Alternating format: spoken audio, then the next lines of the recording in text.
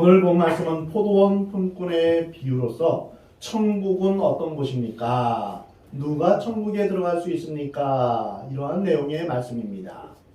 사실 오늘 본문에서 천국을 보여주는 인물은 포도원 주인입니다.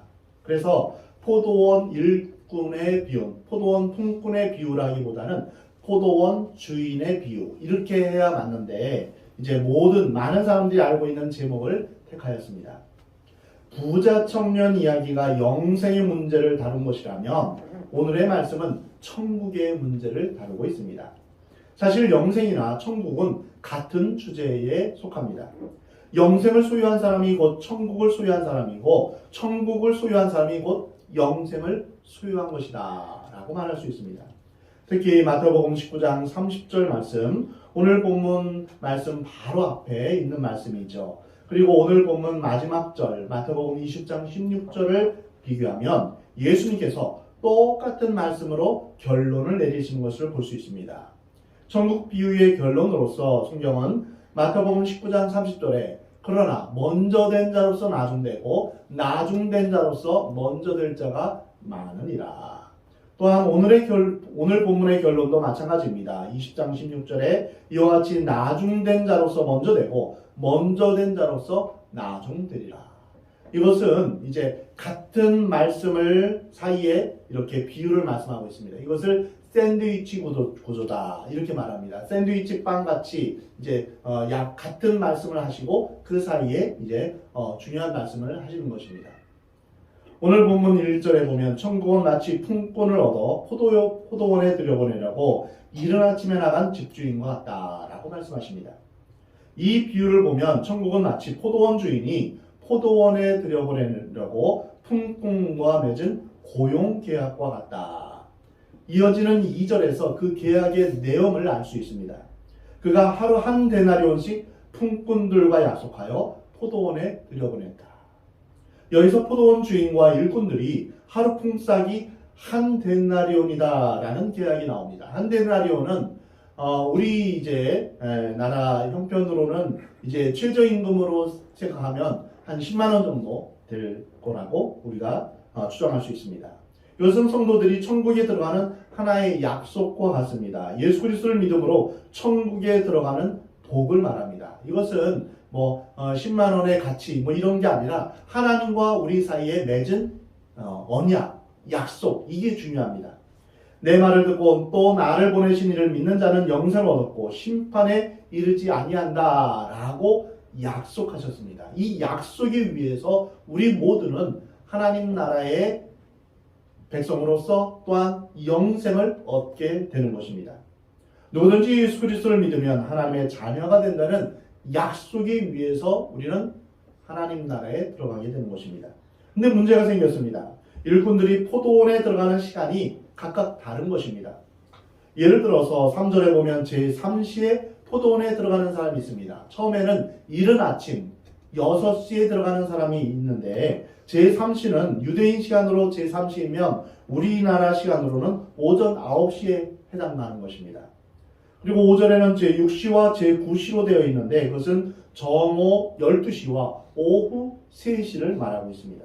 제6절에는 11시라는 그러한 시간이 나오는데요. 이거 우리 시간으로는 오후 5시를 말하고 있습니다.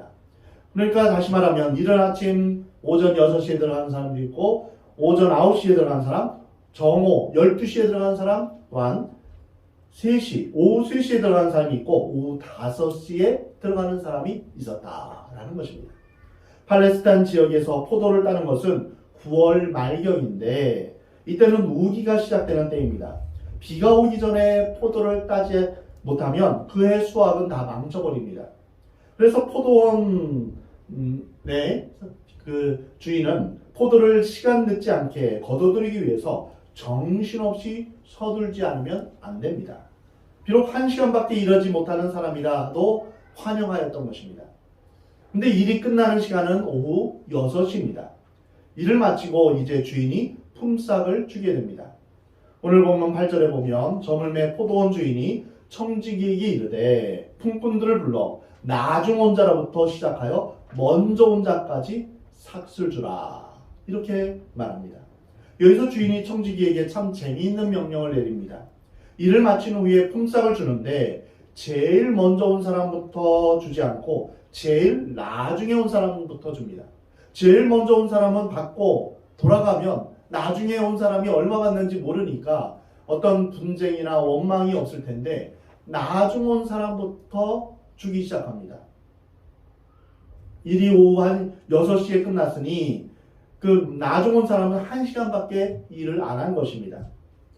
청지기가 품삯을 주는데 제일 마지막에 온 사람에게 한 데나리온, 하루 품삯을 주는 것입니다. 옆에 있던 이른 아침에 온 사람, 6시에 온 사람, 9시에 온 사람, 12시에 온 사람, 오후 3시에 온 사람이 그것을 보고 입가에 살짝 미소를 띄었습니다. 야, 1시간 일하는데 한 데나리온을 주다니 우리는 틀림없이 좀 더 많이 줄 것이다. 아마 이런 기대를 했을 것입니다. 근데 10절을 보십시오. 무슨 일이 생겼습니까? 먼저 온 자들이 와서 더 받을 줄 알았더니 그들도 한 데나리온씩 받았더라. 문제가 생겼습니다. 1시간 일한 사람에게 한 데나리온을 준 것을 보고 여러 시간 일한 사람들이 기대하는 마음으로 받아보았는데 똑같이 한 데나리온이었던 것입니다. 그들 마음에 섭섭함이 생기기 시작했습니다. 뭔가 좀 불공평하다 이런 생각이 들었습니다. 그리고 그 섭섭함이 변해서 원망스러운 마음이 되었고 그것이 불평으로 표현되었습니다. 그들의 말을 들어보십시오. 오늘 보면 11절에서 받은 후 집주인을 원망하여 이르되 나중은 이 사람들은 1시간밖에 일하지 아니하였거늘 그들을 종일 수고하며 더위를 이긴 우리와 같게 하였나이다. 이 말씀을 보면 원망했다 이런 말이 나옵니다. 이렇게 불공평한 처사가 어디 있느냐 이런 감정이 생긴 것입니다. 여기서 우리는 세상의 노동가치와 하나님의 노동가치가 다르다라는 것을 알 수 있습니다. 1시간 일한 사람이나 12시간 일한 사람이나 똑같이 한 데나리온씩 주는 것이 바로 천국의 가치관입니다. 특별히 노동의 가치관입니다. 세상의 가치관은 천국의 가치관과 다릅니다. 세상에서는 일한 만큼 보상을 줍니다. 우리는 세상의 노동 가치나 원리가 공로의 원리라는 것을 압니다. 내가 일한 만큼, 업적을 쌓은 만큼 얻게 되는 것입니다. 그러나 하나님의 나라의 원리는 무엇일까요? 은혜의 원리입니다. 하나님의 사랑입니다. 세상에서는 1시간 노동한 사람과 12시간 노동한 사람은 결코 같을 수가 없습니다. 뿐만 아니라 사람 위에 사람 없고 사람 밑에 사람 없다 이렇게 말들은 하지만 같이 1시간을 일해도 많이 배운 사람과 적게 배운 사람 사이에는 엄청난 차이가 있습니다. 임금 차이가 엄청나지요. 사실 공부가 그렇게 쉬운 것은 아닙니다. 죽을 힘을 다해 공부한 사람과 공부하지 않은 사람이 세상에서 대우가 같을 수는 없습니다. 또 있는 사람과 없는 사람 사이에 엄청난 차이가 있습니다. 비행기를 타도 1등석은 일반석과는 달리 음식도 다르고 서비스도 다릅니다. 앉는 의자도 편안합니다. 이것이 세상 질서입니다. 말로는 다 같다고 하지만 현실은 결코 그렇지 않습니다. 이러한 차이 때문에 우리는 많은 갈등과 비극 그리고 비인격적인 관계들을 경험합니다. 근데 성경은 천국이 전혀 다른 질서와 가치관을 가지고 있다라는 것을 우리에게 말씀하십니다. 주인이 말합니다. 주인이 그 중에 한 사람에게 대답하여 이르되 친구여 내가 내게 잘못한 것이 없노라. 내가 나와 한 데나리온의 약속을 하지 않았느냐 이렇게 말합니다. 이 말씀은 천국에서는 높고 낮음이 없다. 우리는 그리스도 안에서 한 형제요 같이 구원받은 백성이지 여기에 더 높은 계급이 있고 더 낮은 계급이 없다라는 것입니다. 하나님께서는 우리에게 모두에게 약속하신 것은 한 데나리온입니다. 하나님께서 우리에게 약속하신 것은 무엇일까요? 영생입니다. 천국입니다. 이 어마어마한 은혜와 복을 받았는데 하나님의 은혜 가운데서 우리는 다 동일하다는 것입니다. 만일 천국의 질서와 가치관이 세상의 질서와 가치관과 같다면 우리가 얼마나 혼돈에 빠지겠습니까? 불완전하긴 하지만 그런 천국의 질서와 가치관이 지상에서 실현되는 곳이 바로 교회입니다. 근데 우리는 세상에서만 살아왔기 때문에 교회에서도 세상의 가치와 질서를 그대로 적용하려고 하는 경향이 있습니다. 교회에서도 돈 많은 사람, 지위 있는 사람, 공부 많이 한 사람이 대접받는다는 생각이 자신도 모르게 우리의 마음 가운데 들어 있습니다. 영적인 질서는 갈등을 주지 않습니다. 그러나 계급적인 질서는 사람들에게 갈등을 줍니다. 오늘 보면 14절에서 내 것이나 가지고 가라. 나중은 이 사람에게 너와 같이 주는 것이 내 뜻이니라. 내 것을 가지고 내 뜻대로 할 것이 아니냐. 내가 선함으로 내가 악하다 보느냐. 악하게 보느냐. 우리는 이 비유에서 몇 가지 놀라운 적용과 교훈을 우리가 발견하게 됩니다. 첫 번째로 예수님이 왜 이 말씀을 하셨는가라는 것입니다. 이 비유는 예수님의 제자들에게 하시는 비유입니다. 예수님의 제자들은 성령으로 거듭나기 전까지는 굉장히 인간적이었습니다. 예수님을 따라다니면서도 그들의 머릿속에는 누가 더 크냐 이것이 그들의 머리 가운데 가득 찼습니다. 그런 제자들의 사고방식을 보신 예수님은 이 비유를 들어 말씀하고 있는 것입니다. 또한 어리석은 부자가 어떻게 하면 영생을 얻을 수 있습니까? 이렇게 예수님 앞에 물었을 때 가난한 자들에게 내 소유를 다 팔고 너는 나를 따르라 했을 때 슬픈 기색을 띠며 떠나갔습니다. 이때 베드로는 말하기를 예수님 저희는 모든 것을 버리고 예수님을 따랐습니다. 그러면 우리가 천국에서 무엇을 얻겠습니까?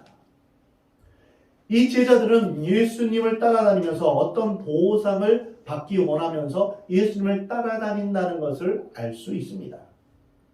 자각하지 말라. 천국의 질서는 그런 것이 아니다. 예수님 말씀하십니다. 세례 요한을 생각해 보겠습니다. 세례 요한은 주님보다 먼저 와서 주님이 오시는 길을 닦는 그런 역할을 했습니다. 선구자적인 역할을 했습니다. 그 역할을 감당하기 위해서 석청을 먹고 가죽 옷을 입고 광야에서 잠을 자며 참 험난하게 보냈습니다. 세상의 명예와 인기 모든 것을 포기하고 외치는 자의 소리로서 그렇게 살아갑니다. 그리고 급기야는 헤롯 안디바 왕에게 바른 소리를 하다가 순교하는 최후를 맞이하게 됩니다. 선임자의 역할이 바로 이런 것입니다. 자기보다 늦게 온 사람, 후임자를 위해서 준비하는 사람입니다. 교회의 경우에도 똑같이 이 말씀이 적용됩니다. 남보다 먼저 와서 교회를 개척한 분들이 있습니까? 수고의 땀을 더 흘린 분이 있습니까? 먼저 오고 더 많이 수고했다고 해서 그것이 우리에게 특권과 지위를 부여해 주는 것이 아닙니다. 세상의 나라는 이제 나라를 세울 때 개국공신에게 특별한 지위와 또한 상급을 줍니다. 땅도 하사하고 높은 벼슬도 줍니다. 먼저 이제 한 사람에게 기득권을 주는 것이죠. 그러나 교회에서 먼저 왔다고 기득권을 갖는 것이 아닙니다. 아멘. 우리는 먼저 받은 축복을 늦게 온 사람에게 나눠주기 위한 심부름꾼에 불과합니다. 아멘. 마중물에 불과합니다. 아멘. 펌프를 우리가 하려면 빈 그 펌프물에 물을 부죠. 옛날에요. 그러면 이제 그 물이 마중물이 되어서 밑에 깊은 우물에서 이제 물이 솟아나올 수 있도록 그렇게만 하는 것입니다. 먼저 온 사람이 나중 온 사람을 위한 그 복의 통로로 그렇게 사용되는 것입니다. 축복의 통로로 쓰임받는 것뿐입니다. 제자들이 예수님을 따라다니는 그 이유가 제자들이 엄청난 명예와 권세와 보상을 받기 위해서 예수님을 따라다니지만 세상의 가치는 그런 것이 아니다. 이것을 알려주시는 것입니다. 두 번째는 이것은 유대인들을 위한 말씀입니다. 유대인들은 자신들이 선택된 백성이다. 이렇게 생각했습니다. 선민의신, 즉 선택된 민족이다. 이런 의식이 강했습니다. 유대인들은 하나님께서 자신을 선택하셨다는 그 자부심으로 살아갑니다. 지금도 역시 마찬가지입니다. 하나님께서 왜 유대인들을 선택하셨을까요?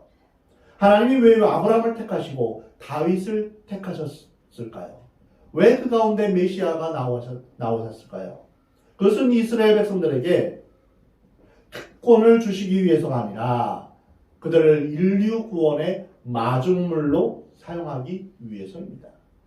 아브라함을 통하여서 다윗을 통하여서 하나님의 은혜와 복을 받는 그런 축복의 통로로 그들을 사용하신 것입니다.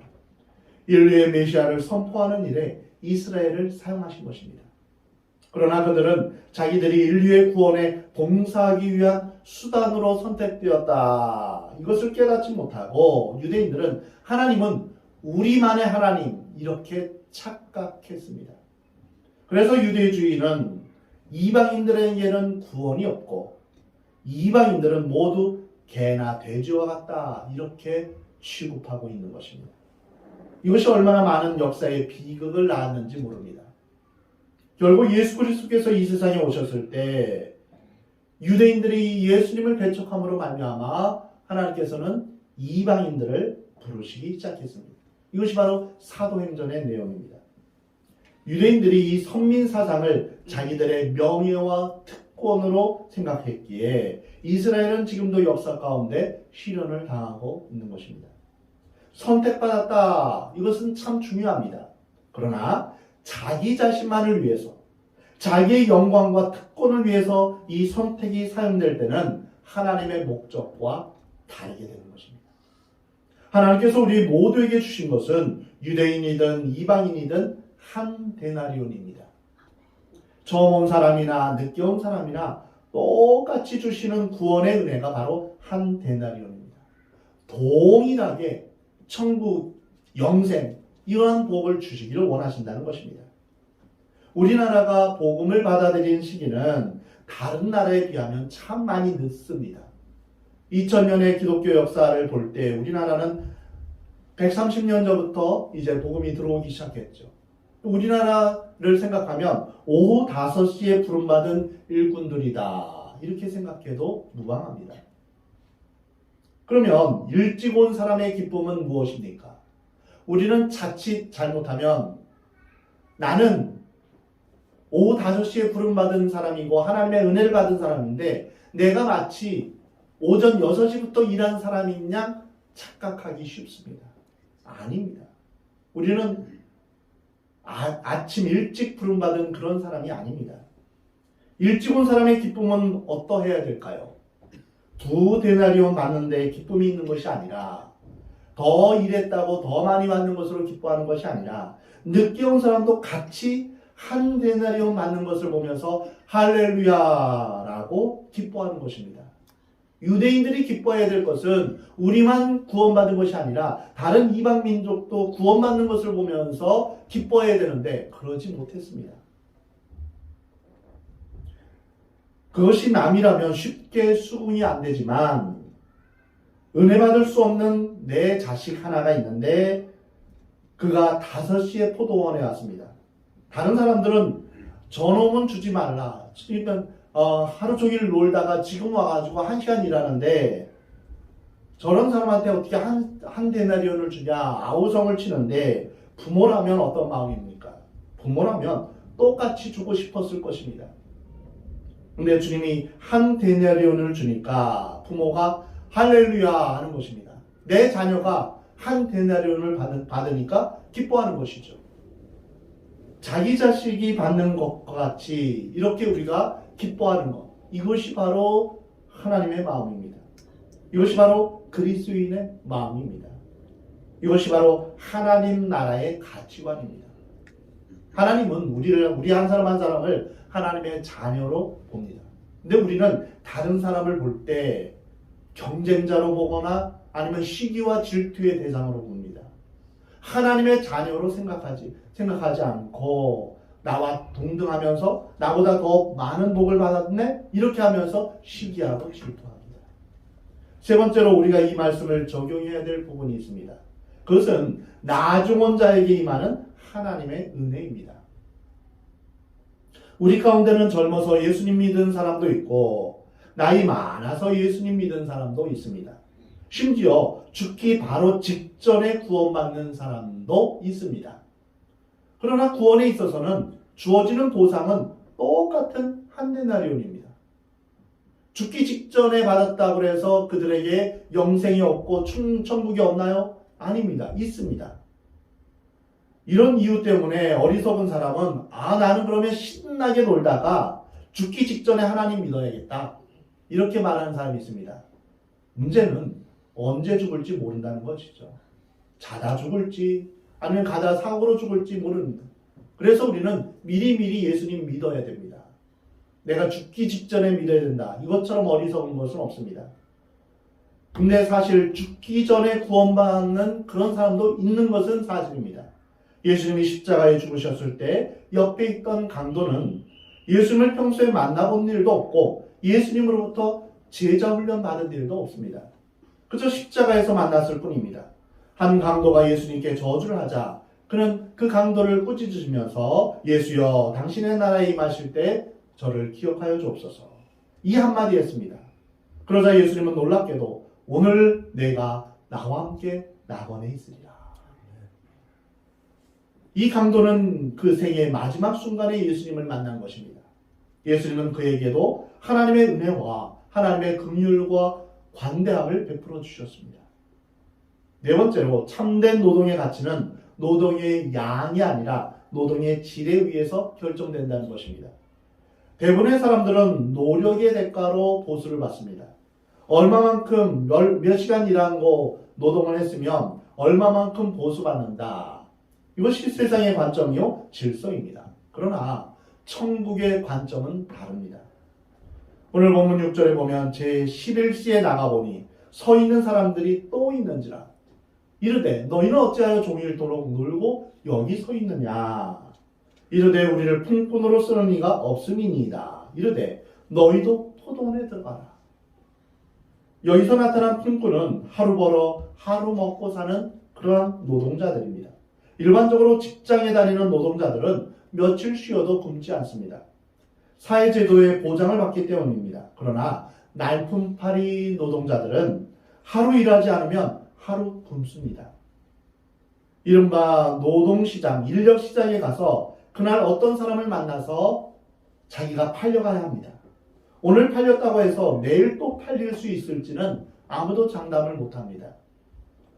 이 사람들이 오후 5시까지 기다렸다 이 말은 집에 있다가 오후 5시에 나온 것이 아닙니다. 아침 6시부터 자기가 팔리기를 기다린 것입니다.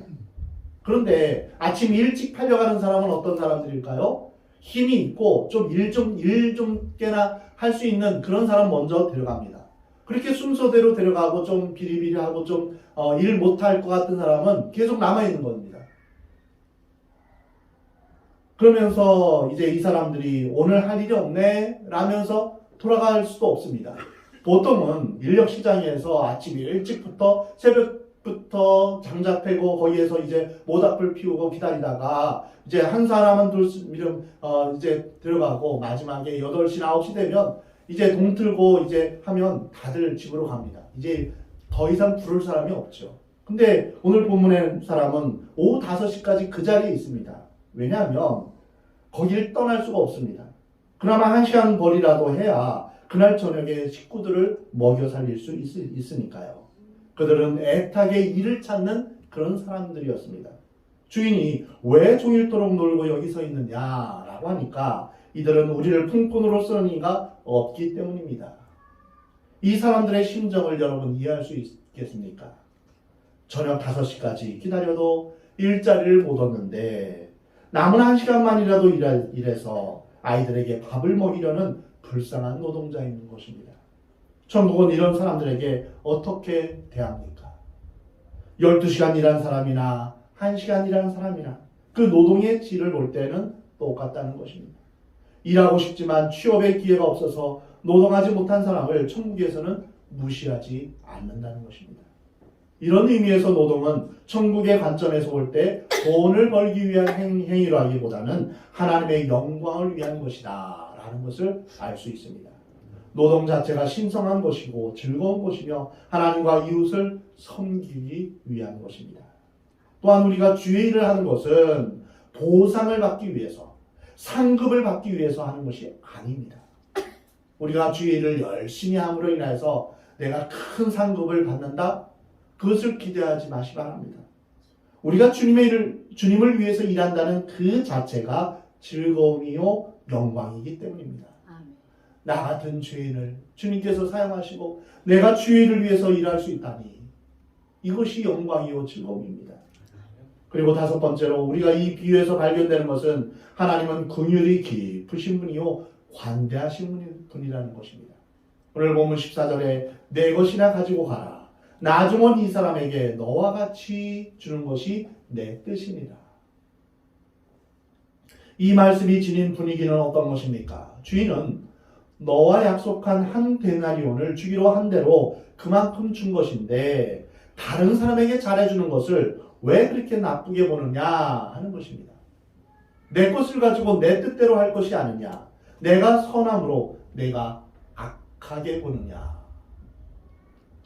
오늘 본문은 영화 쉰들러 리스트의 내용과 같습니다. 주인공인 오스카 쉰들러는 실제 인물로서 독일 사람이었습니다. 군수산업으로 크게 성공한 사람이었습니다. 2차 세계대전 당시에 유대인들을 일꾼으로 고용하면 가스실로 실려가지 않는, 죽지 않는다는 것을 알게 되었습니다. 그래서 유대인들을 필요 이상으로 고용했습니다. 자기 재산을 팔아가면서도 유대인들을 고용했습니다. 왜 그랬을까요? 유대인들을 채용하는 것은 그들의 생명을 구할 수 있기 때문입니다. 그 목적에 유대인들을 채용했던 것입니다. 고용의 기회가 주어지지 못해서 늦게까지 기다린 사람에게 처음에 온 사람과 똑같은 복을 주기를 원하는 분이 바로 하나님이십니다. 우리 하나님은 은혜의 하나님이십니다. 관대하신 하나님이십니다. 한 사람이라도 더 살리고 싶은 사랑의 마음에서 그들을 고용한 것입니다. 그러면 이제 불평하는 사람들은 어떤 시각으로 보았기에 그런 불평이 나왔을까요? 그들은 먼저 공의라는 시각으로 보았습니다. 그들의 정의감으로 볼 때는 이렇게 말할 수 있습니다. 나는 12시간 일했고 이 사람은 1시간 일했는데 계약이 아무리 한 데나리온이라 할지라도 이것은 공평의 원리에서 벗어나는 것입니다. 어긋나는 것입니다. 맞습니다. 그들의 공의가 잘못된 것은 아닙니다. 그러나 그것은 사랑에 기초한 공의가 아닙니다. 사랑에 기초하지 않은 공의는 칼과 같습니다. 사람을 죽이는 것입니다. 공의는 수술을 하는 역할을 합니다. 이 세상에서 공의가 없으면 이 사회가 바로 설 수 없습니다. 불공정과 또한 불의가 가득하게 될 것입니다. 공의는 반드시 필요합니다. 그러나 사랑이 밑바탕에 있어야 됩니다. 수술만 해서 다 되느냐? 아닙니다. 칼로 째면 그 다음엔 싸매야 됩니다. 수술한 다음 싸매지 못하면 죽는 것입니다. 오늘 우리 사회가 정의를 부르짖습니다. 공의를 부르짖습니다. 그러나 정의를 끝으로 외치는데 왜 정의가 세워지지 않을까요? 그것은 사랑에 기초하지 않기 때문입니다.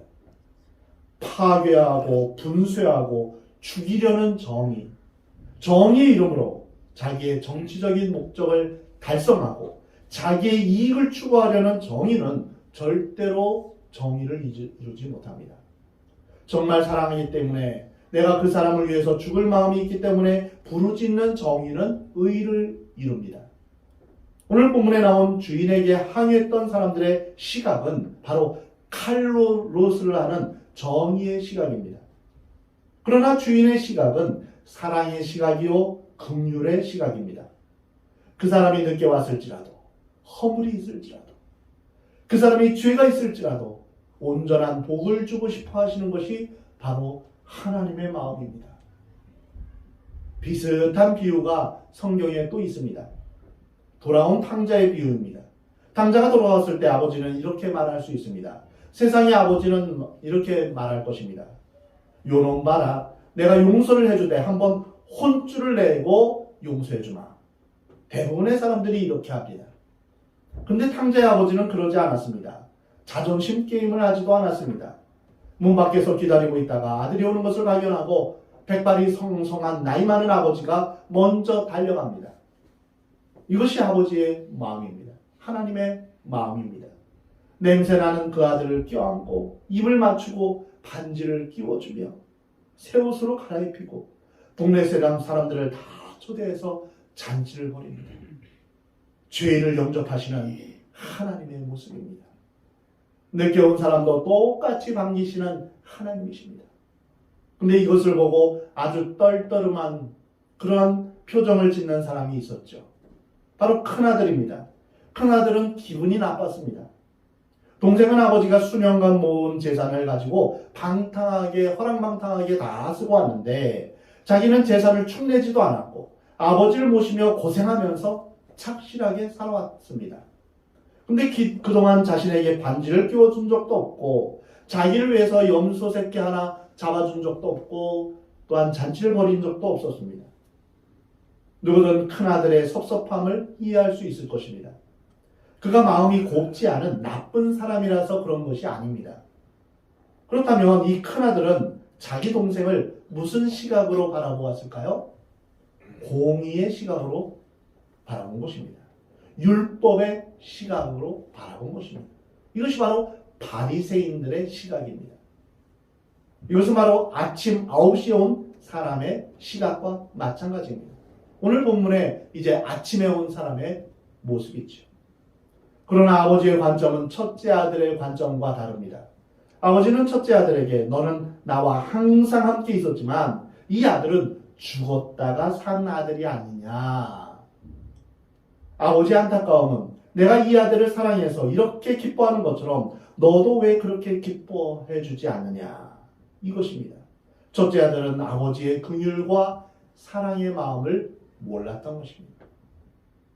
사랑하는 성도 여러분, 천국은 이런 사랑과 긍휼의 마음을 가지고 계신 하나님, 마지막 시간까지도 우리를 기다리시는 하나님 아버지가 계신 곳입니다.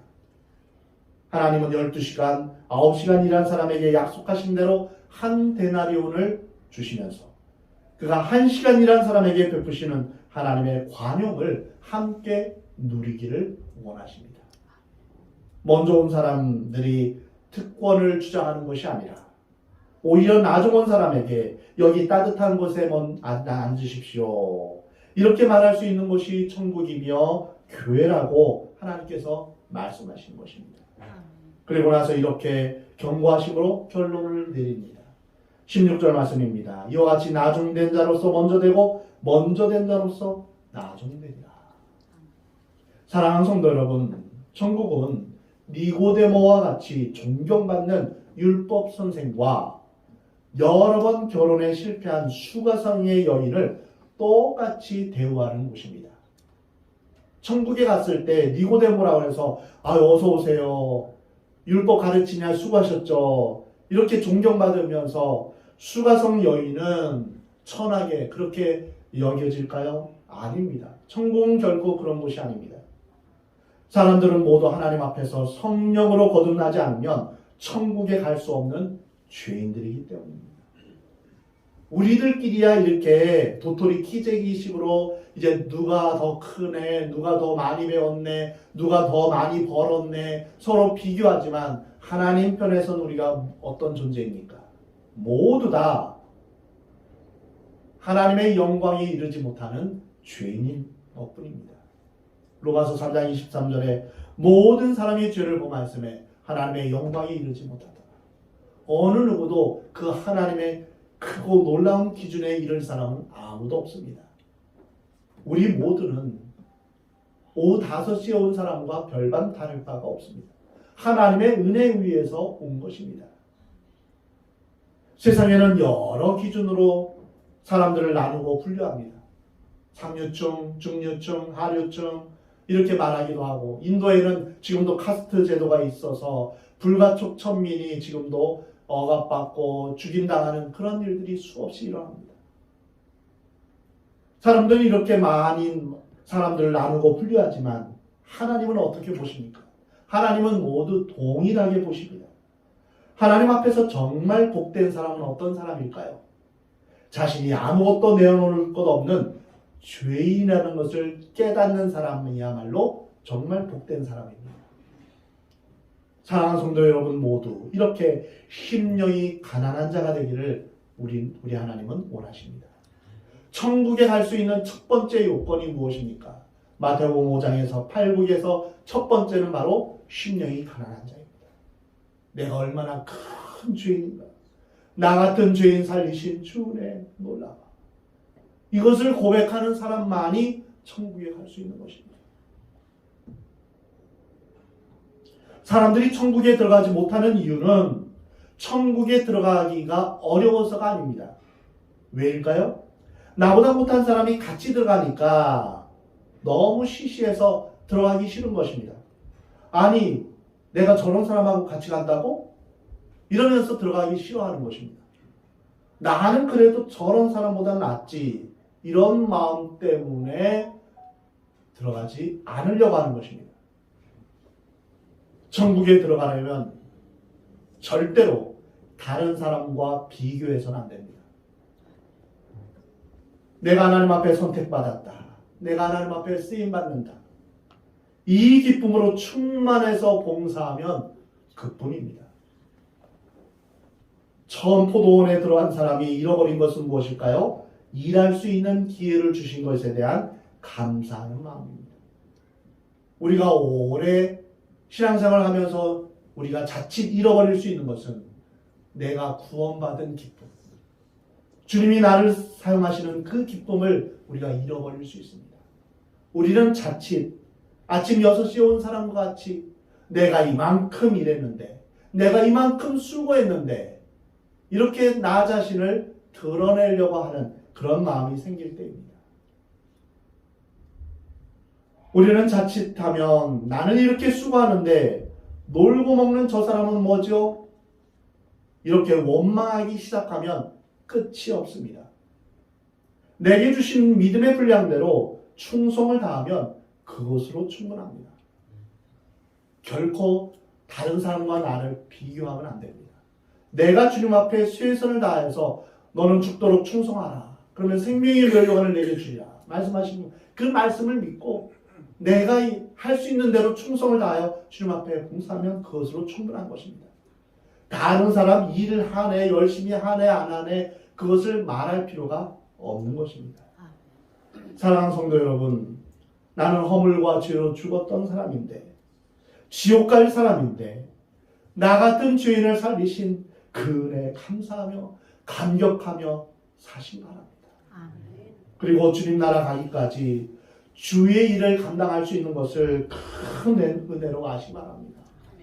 청소할 수 있고, 또한 주방공사도 할 수 있고, 교사로 일할 수 있는 것, 내게 직분이 맡겨진 것 감사함으로 많이 맡기면 많이 맡겨주신 대로 하나님께서 더 큰 은혜를 베풀어 주실 것을 믿으면서 그렇게 우리가 감당하는 것입니다.